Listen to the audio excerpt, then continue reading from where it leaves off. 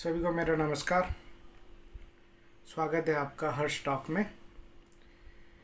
तो एक बढ़िया सा वीडियो आया है दोस्तों, जो कि आईएनएस ध्रुव के बारे में है और इनको बड़ी अच्छी तरीके से खान सर ने इलाबोरेट किया है और बढ़िया सा एजुकेशन भी दिए हैं, इंफॉर्मेशन भी दिए हैं आत्मनिर्भरता के बारे में। चलिए देखते हैं वीडियो। जय हिंद। देखिए, भारत जो है वो दोनों ओर से दुश्मनों से घिरा हुआ है, एक और पाकिस्तान और एक और चाइना। चाइना जो है वो हमारे ऊपर हमेशा निगरानी रख ये रहा है, तो उसके पास सर्विलांस के लिए बहुत बड़े 100% बड़े सत्य शिप है। हैं।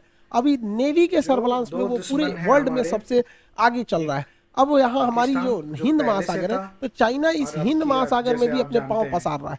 अब चाइना के सही पास बात भी है। बैलिस्टिक मिसाइल है, पाकिस्तान के चलिए पास आगे भी है। देखते हैं। तो इन मिसाइलों को जब कभी भी लॉन्च किया जाएगा तो इन्हें पकड़ने के लिए, या फिर चाइना ने यहाँ पे कोई अपना शिप ही दे दिया, हम लोग तो इधर से तैयार रहते हैं कि यहाँ चाइना है, इधर पाकिस्तान है, चाहे मान के चलिए यहाँ पे चाइना ने अपना कोई नेवी का शिप डिप्लॉय कर दिया और यहाँ से बैलिस्टिक मिसाइल छोड़ दिया, तो हमें वहाँ ट्रेस करने के लिए कोई चाहिए कि नहीं चाहिए। अब ये समुंदर है, यहाँ एरिया समुंदर में रडार परमानेंटली नहीं लगा सकते, तो इसके लिए आता है एक सर्वलांस रडार। ये न्यूक्लियर मिसाइल को या फिर बैलिस्टिक मिसाइल जब छोड़ी जाती है तो इसके ऊपर सेटेलाइट अंटीने लगे रहते हैं बहुत बड़े बड़े। ये किसी भी जो कि कर दूर से रहा दूर है आ रही मिसाइलों चाइना, को आराम से ये जैसे ट्रेस कर कि लेते हैं। भारत के लेके पास इसकी कमी थी, आप जैसे जानते हैं 2014 में ही इस श्रीलंका पे के काम हो पास, चुके थे और इसे श्रीलंका 18 में को हल्का ऑलमोस्ट सा काबू मतलब इसे करने सी कर ट्रायल लिया किया गया है। था। अभी इसे फाइनली सो आईएनएस ऐसे ध्रुव के बहुत नाम सारी पर जगह हैं इंडक्ट जहाँ कर पे लिया गया, ये जब इसे चाइना सीक्रेटली बहुत नाम दिया सारे गया था, आर्मी VC बेस बना रहा है, 1184 नाम दिया गया जो था। कि हमारे इसे लिए इंडियन फ्यूचर नेवी में ने थोड़ा प्रॉब्लम डिजाइन दे किया है। सकता है। खास बट करके इसका जो मकसद है वो इंडिया इज सर्वलांस स्ट्रांग। का काम है और हाई लेवल का,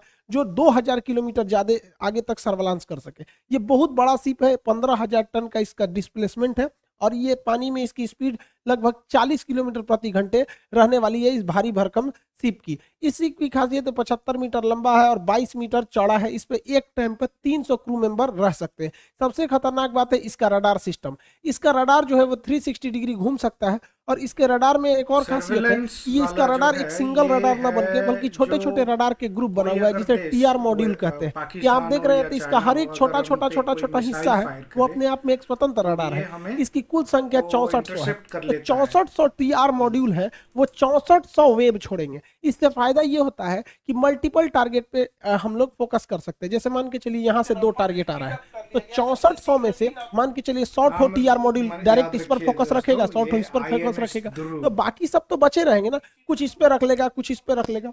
तो पहले एक सिंगल रडार होता था जो एक ही पे नजर रख पाता था। तो अब टीआर मॉड्यूल से क्या है कि जिधर हमको थ्रेट ज्यादा है, अपने टीआर मॉड्यूल को उस डायरेक्शन में हम लगा देंगे ताकि वहां पर पर्टिकुलर हम लोग निशाना लगा सके और ये एक साथ 10 टारगेट पर निशाना लगा सकता है, 2000 मतलब लॉक कर किलोमीटर सकता है, उसे नजर रख बहुत सकता है है। और दोस्तों, 2000 बहुत है। किलोमीटर मतलब दूर से ही अगर ये रडार पाकिस्तान जो या है चाइना इस हम पे कोई आईएनएस ध्रुव पर मिसाइल लगाया अटैक गया है, वो करेगा दुश्मन पर नजर तो रख सकता है। 2000 इसके पिछले डेक पर किलोमीटर एक दूर से ये हेलीकॉप्टर को लैंड इंटरसेप्ट करने हो के लिए भी जाएगा जगह और हम दिया लोग है को पता चल ताकि वो जाएगा और इमरजेंसी की स्थिति में हमारे यहाँ जो पर इवेकुएशन या जरूरी संसाधन या यहाँ से अटैक लोगों को सिस्टम निकालने है में वो मदद कर सके। मिसाइलें बैलिस्टिक फिर मिसाइल छोड़ बहुत जाएंगी। दूर तक हमला कर सकती हैं, ये कई हजार किलोमीटर जा सकती हैं, ये डायरेक्ट हमला नहीं करती हैं, ये छुपी हुई जगह पे रहती है, या वो सबमरीन से लॉन्च कर दी जाएंगी या फिर कनेस्टर्स में इस तरह से लॉन्च कर दी जाती है। और जब वो री एंट्री करती हैं तब आदमी को पता चलता है कि हमारे ऊपर मिसाइल का अटैक हो गया। बीच में अगर पता चल जाएगा तो हम उसे न्यूट्रलाइज कर सकते हैं। इसे ही न्यूट्रलाइज करने के लिए और समुद्री एरिया में पता लगाने के लिए आईएनएस ध्रुव काम करेगा। यहाँ से अगर कोई बैलिस्टिक मिसाइल लॉन्च की जाती है तो इस रास्ते में ही इसे ट्रैक कर लेगा कि ये किस स्पीड से जा रहा है और कहां तक ये जा सकता है, और फर्दर इंफॉर्मेशन भेज देगा वो अपने दूसरे शिप पर या वहां जहां हमारा एयर डिफेंस लगा हुआ है, और वो एयर डिफेंस इसे बीच रास्ते में ही न्यूट्रलाइज कर देगा। भारत बहुत ही तेजी से अपना रक्षा क्षेत्र में कदम बढ़ा रहा है। इसी को देखे होंगे तो भारत का जो डिफेंस बजट था इस बार, तो उसमें हम लोगों ने अपने डिफेंस इंपोर्ट में जो आयात करते हैं उसमें लगभग 33% की गिरावट देखे हैं। अब हम लोग का जो देखिए, हम लोग का जो इंपोर्ट होता है वो बहुत ज्यादा होता था। एक वक्त था जब दुनिया में हम टॉप पर थे, लेकिन अभी तो सऊदी अरब टॉप पर है, फिर आता है इंडिया, फिर मिस्र, ऑस्ट्रेलिया और चाइना आते हैं इंपोर्ट के मामले में। तो अब हम लोग भारत सरकार ने लगभग 150 ऐसे छोटे बड़े हथियारों का लिस्ट टेक्नोलॉजी बनाया है दोस्तों, जिसका हम टेक्नोलॉजी इंपोर्ट नहीं करेंगे इंडिया का बल्कि भारत से ही टेक्नोलॉजी अब उसे बहुत बनाएंगे, भारत एडवांस हो की रहा ही है। जो मेक इन इंडिया प्रोग्राम के तहत। और हम लोग एक्सपोर्ट पे भी ध्यान दे रहे हैं। तो एक्चुअली क्या है कि हम लोग इंपोर्ट को कम कर दिए ताकि हम स्वदेशी बना रहे हैं, इसलिए हम लोग का 33% गिरावट देखा गया। इसका मतलब ये नहीं है कि हम लोगों ने हथियारे नहीं लाए हैं या फिर सेना में कुछ छूट दे दिया गया है या फिर उसमें ढिलाई बरती जा रही, ऐसा नहीं है,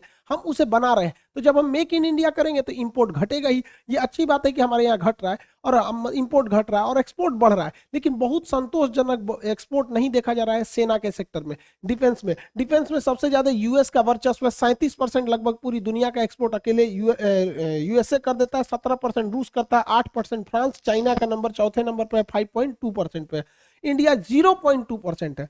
हालांकि इंडिया का बहुत पीछे है और आज की जो लड़ाई होगी वो मेनली मिसाइलों और क्रूज मिसाइल और इस पे डिपेंड करेगी ड्रोन पर। ड्रोन की टेक्नोलॉजी रास्ते में पकड़ के पीट देगा। हालांकि क्रूज मिसाइल की टेक्नोलॉजी में भारत बहुत आगे, आपको बताए भी थे हम लोगों ने, फिलीपीन को एक्सपोर्ट करना चालू भी कर दिया है। भारत अभी मुख्य रूप से बड़े जो एडवांस लेवल के चीजें हैं उन्हीं का आयात कर रहा है, जैसे में राफाल हो गया, S-400 हो गया, चिनूक हेलीकॉप्टर हो गए, इस तरह के कुछ हल्के हेविटजर ये सब हो गए, एयर डिफेंस, इसी सब चीजों का भारत आयात कर रहा है, जिसकी टेक्नोलॉजी भारत के पास अभी उतनी अच्छी नहीं है और उसकी सख्त जरूरत है। जबकि अगर देखेंगे भारत को निर्यात करने के लिए तो भारत ने बहुत सारे छोटे छोटे देशों को निर्यात करना चालू कर दिया है, चाहे वो अफ्रीका के देश हो, हमारे पड़ोसी देश हो, उन लोग को निर्यात करना चालू कर दिया। चाहे वो अभी देखेंगे मेक इन इंडिया के तहत ही हम लोगों ने अपना हेलीकॉप्टर, अपना तेजस जहाज, फिर एयरक्राफ्ट कैरियर तक बना दिए। तो इन सब छोटे छोटे हथियारों को भारत बहुत ज्यादा एक्सपोर्ट कर रहा है, इससे भारत में रोजगार भी बढ़ेगा और भारत को एक्सपोर्ट भी बनेगा। देखिए ऐसा नहीं है कि एक मेन रोजगार के लिए, जितना हथियार हम बनाएंगे ना तो उसके बाद हमें उससे कुछ सीख मिलेगी, तो हमारी टेक्नोलॉजी खुद एडवांस होगी। अब हम बनाएंगे ही नहीं, सोचेंगे कि एक ही बार हम राफेल बनाएंगे, तो ऐसा नहीं है। देखिए हम जब दीवार पे कांटी ठोकते हैं तो एक बार हथौड़ी मारते हैं तो कांटी नहीं जाता है, लगभग 8-10 बार मारना पड़ता है। तो इसका मतलब ये नहीं कि जो पहली दूसरी तीसरी बार आप हथौड़ी मारे थे उसका कोई वैल्यू नहीं है, उसका भी बराबर वैल्यू है उसमें यहाँ पे, लेकिन फाइनली सफलता अंतिम में मिलती है। तो फ्रांस ने जो राफेल बना लिया है, फर्स्ट टाइम में राफेल नहीं बना लिया था, उसकी भी बहुत सारी टेक्नोलॉजी फेल हुई थी। तो हम जितना ठोकर खाएंगे उतना ही हम समझेंगे कि आखिर इसमें क्या क्या टेक्नोलॉजी हो रही है। आत्मनिर्भर होना इतना ज्यादा जरूरी है कि अभी देखेंगे जापान का म्यांमार के साथ बड़ा अच्छा रिलेशन था, लेकिन अभी म्यांमार में तख्ता पलट हुआ है। तो तख्ता पलट होने से पहले म्यांमार की सरकार जो आंग सान सू की थी, वो जापान से एक सैटेलाइट लॉन्च करने के लिए बोली थी। तो जापान ने उस सैटेलाइट को डायरेक्ट लॉन्च नहीं किया, बल्कि उसने अंतरिक्ष स्टेशन पर इसे ले जाके लॉक किया और कहा कि भाई हम इसके बाद इसे जब उचित ऑर्बिट आएगा तो हम उसमें लॉन्च कर देंगे। तब तक इधर तख्ता पलट हो गया। तो जापान ने कह दिया कि भैया ये तो सेना से हमारा समझौता ही नहीं था, हमारा तो डेमोक्रेटिक गवर्नमेंट से समझौता था। तो जब सरकार आएगी तो हम ये सैटेलाइट लॉन्च करेंगे। अभी उसको यहीं पे बांध के रखा है, खूंटा में जैसे भैंस बांधा जाता है, सैटेलाइट बांध के रख ले। तो हम लोग तो अब अंतरिक्ष के मामले में आत्मनिर्भर है। तो ये बहुत भारत के लिए भी अच्छा है कि भाई भारत बहुत ज्यादा सैटेलाइट को भी इजीली लॉन्च कर सकता है। तो आप देख सकते हैं कितना ज्यादा जरूरत होती है आत्मनिर्भर बनने की, वरना युद्ध या विकट परिस्थिति के समय में कोई भी देश मना कर देगा। जैसे मान के चलिए हमारा फ्रांस से अगर रिलेशन खराब हो जाता है तो क्या वो राफाल का पार्ट पुर्जा देगा? उसमें कोई सेंसर, रडार कुछ भी बिगड़ गया नहीं देता है।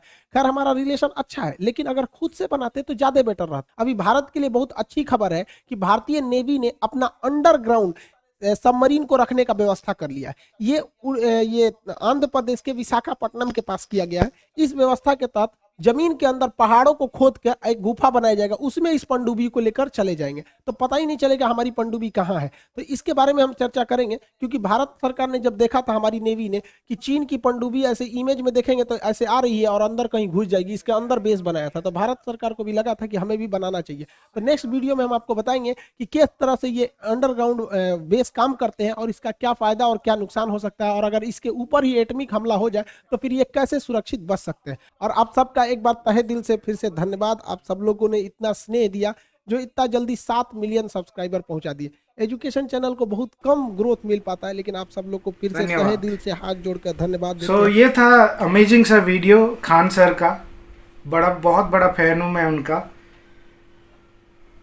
और ये इतना अच्छा बात बताते हैं और इतने अच्छे बात बताते हैं जो मुंह में मतलब होठों पे मुस्कान आ जाती है, बिलीव करिए। तो इनका चैनल को सब्सक्राइब कीजिएगा, मैं लिंक दे दूंगा डिस्क्रिप्शन में।